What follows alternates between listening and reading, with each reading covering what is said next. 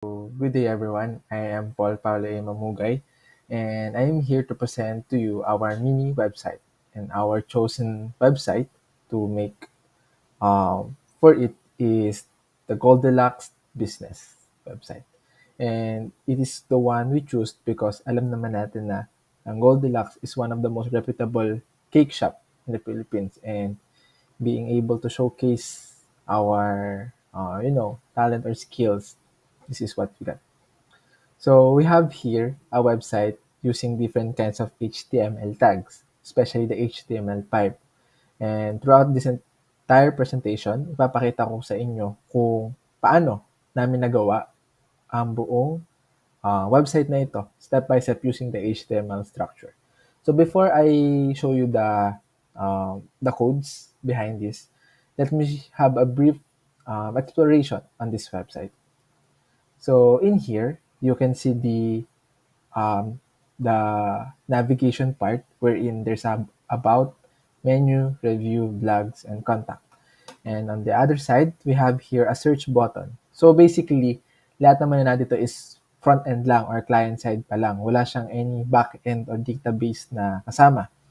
So I just focus on the design and the HTML structure itself. So here we have a search part wherein you can search the cake you want. Cart wherein you can pick the things or the items you pick and you can check out on it, and your account wherein you can log in, your password, and so on. And here, this part is the logo wherein most website have it as the brand identity ng website nila. And here you go. Ito yung pinaka, you know, pinaka about page or homepage ng ating website. So, pagka-click ng client or ng user, dito siya unang mapupunta. So, as you can look closely, ang design is very minimalist and talagang apply siya sa brand na meron ng Goldilocks. So, if you have explore here button, yung definition, and the offers. Ayan. So, in this part, I use different kinds of div. Okay, to group this section, we have a button tags on here, a bold tags, and yeah, a hover. We also use different kinds of headings. Okay, we have H1, H2 to properly emphasize the different kinds of headers of a web page because it's important for us to know the SEO optimization since ganun siya binabasa ng iba't ibang browsers sa internet. So we have here the different kinds of icons wherein sino-showcase niya kung ano yung meron dun sa pinaka-website. Yan. And at the bottom, we have here um, the contacts part. Okay, the footer, wherein it's apply in different kinds of web page. Dahil natin ito yung information, yung iba't ibang navigation na meron yung buong website. Yan. Letters, and yan. Via Gcash, subscribe, and things. And copyright para sa mga owner ng website. So, if as we go on the About Us, yan, you can see there that this is the part. Ayan. Ayan. Same lang din naman siya. Nagbago lang siya since meron na tayo dito illustration and things. And also nga pala, this is something responsive website. Okay? Let me use this. Ayan. So if we go here, ayan, responsive siya. You can explore like this. Ayan. Oh, responsive ang website na to and very functional siya. And in this part, we have here the menu kung saan dito na makikita yung pinaka-menu na meron yung ating store. We also use different kinds of tags on here, especially the icons. We used a JavaScript extension, okay, or resources which is called Font Awesome. Yan, wherein doon natin nahahanap yung iba't ibang icons na pwede natin gamitin. We have here the items and so on. Yan. The link tags, the anchor tags, yan, nasa navigation sila.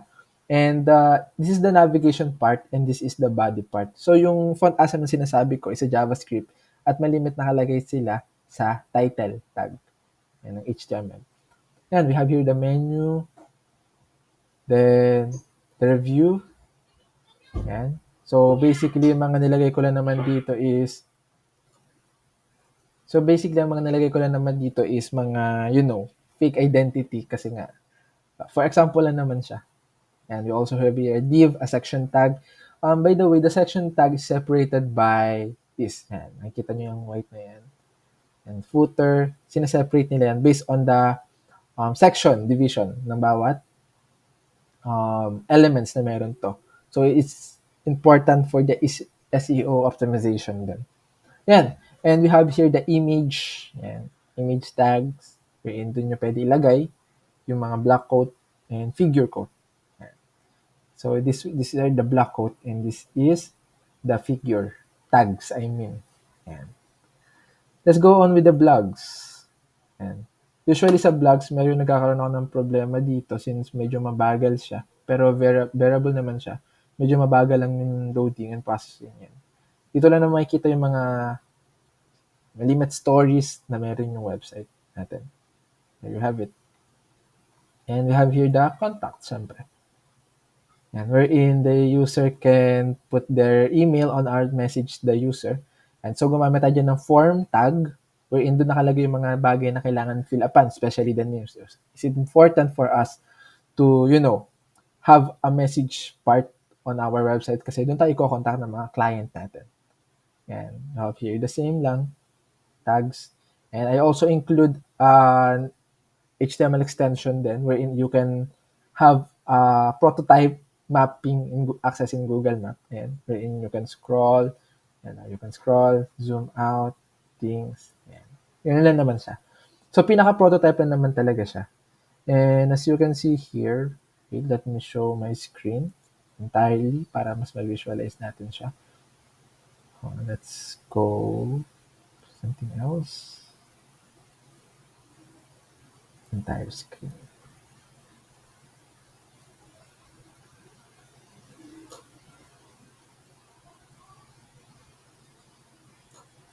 Alright, so as you can see here, dito lang naman yung iba't ibang parts ng website natin, especially the inspection parts o yung sinasabi na laging kapartner ng ating programmer yan. Have different classes, and ito sasabi kong each doc type. So the purpose of the doc type is to tell that we are using HTML5 and the head is responsible for yung mga elements na hindi nakikita sa isang website. So especially na dito yung pinaka connections, resources, link na ginagamit natin, and such. Yan, title. And we have here the body kung saan nakikita yung buong, buong parts. Yan. So, let's proceed to the actual code before, So, yan, here we go. And guys, before I forget, I also use a fab icon in here wherein ito yung may nakikita nyo sa mga website na merong parang icon yan. I also use a fab icon. Alright, so let's proceed sa code natin. So basically, ito yung sinasabi kong sa head na part. Ito yung mga hindi nakikita. And we have here a header. Yan, header. Yan. Ito yung mga navigation na sinasabi ko. It's important for the SEO. And anchor tag para mga hyperlink sa iba't ibang web pages. We also used here different kinds of icons. Tapos yung mga class na sinasabi ko dito, ito yung syntax na ginagamit na class para sa mga icons sa font awesome. Ito. Saan na yung font awesome ko dito? Basically, dito ko yung sinalagay sa pinakababae. Oh, ayan. Yan yun. Oh. Yan. So, we also have here an image tag wherein doon nga nakalagay yung pinaka directory or yung path kung saan located yung image or ito yung, yan yung mga image na ginamit ko. Alright. So, going back in yung mga tags, I also used a form here. Form kasi nga ini-input yung email. I always intend to use different kinds of input fields. So, ginalagay ko siya sa loob ng form para mas mabilis yung, is SEO processing. Yan. Then, the dreams. So, basic na ngayon, nasa blogs ako. Yan, gumagamit lang ako ng span for different kinds of effect para mabago ko sa CSS, I mean. Yan, H3, different kinds of tags, and so on. Yan, span, image tag, yan, list tags, yan. Ito yung ginagamit ko sa I. Yung I na yan is yung icon. Yan. header section. And so, section, yan, divided sila ng different kinds of section. And, syempre, yung ating footer na may pangalang class na footer.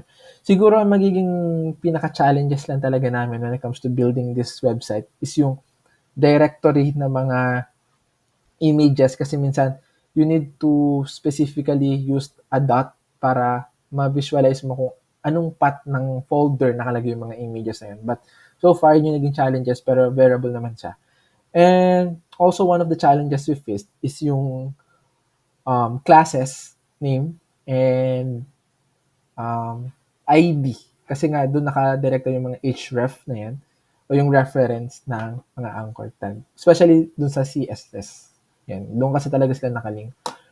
And so on, andito rin naman yung itong fav icon. Ito yan. So, para na we can use it on different kinds of, icon sa taas ng webpage. And here, the title part is yung pinaka-title ng ating website. Ito yung font answer na sinasabi ko kanina. Ito. Yan. Link siya sa website. Yan. And you have a JavaScript here na basically dito lang naman siya sa pop-up lang naman siya nung ating yung pinaka-form kanina, yung wherein may navigation ng searches, profile, cart, yan. Ginamitan ko lang siya ng form. And we have here the CSS, yan, for the styling of the entire website. Ayan. Medyo mahaba siya, so I won't be discussing since naka-focus naman tayo sa HTML. So it's a good thing that I discard each part. And sa about, same with the gumamit lang tayo ng paragraph tags or p tag, also known. And actually, same na naman halos ng structure nila with the proper tags or use of tags. Ayan. Menu, home, and same lang sila actually talaga. And sa contacts, ito yung sinasabi ko kanina. Where is it? Let me find it. Input. Ito yung form na nilalagay ko. Ayan. Contacts. Where is it? Extra links, location. Footer na part to. Ayun, ito yung ginagamit ko extension kayo na resource. Yung iframe tag, wherein ang purpose ng iframe tag is yung maglilink ka ng isang resources to other web pages para ma-access mo siya. Like, pwedeng different kinds of locations na meron yung website. Yan. Isa-set na rin naman siya. So, prototyping lang naman yun. Then, there you have it. It's all fixed. And that's how I created the website of Goldilocks. So, show my screen. Oh, I'm sorry. Hindi ko pala na-present dito. May nakaharang. Sorry on that part. So, anyway, pinaka-code lang naman siya. And that's how I created the web page or the website of Goldilocks. Yan. Delivery or the business showcase ng Goldilocks. So, I hope you learned something from me and you understand the things that I explained. Especially nagkaroon na ng technical difficulties kanina dahil hindi ko na alis may nakaharang pala doon. Pero the overall code is like this and uploaded naman siya sa pinaka zip file na sinend ko sa Gclass. So yeah, thank you very much for joining this meeting and I hope you learned from me. Thank you.